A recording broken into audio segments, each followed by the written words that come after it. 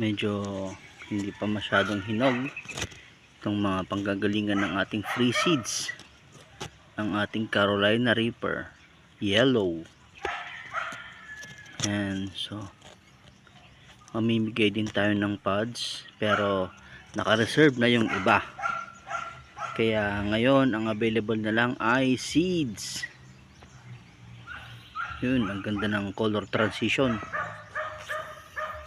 Seeds na lang ang available mga parikoy, para sa mag-a-avail ng ating chili garlic oil at mga hot sauce. Yan, nasa color transition pa rin sila.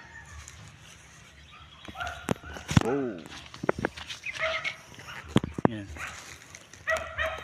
Pero malapit na, malapit na mga ilang araw na lang to mga parikoy.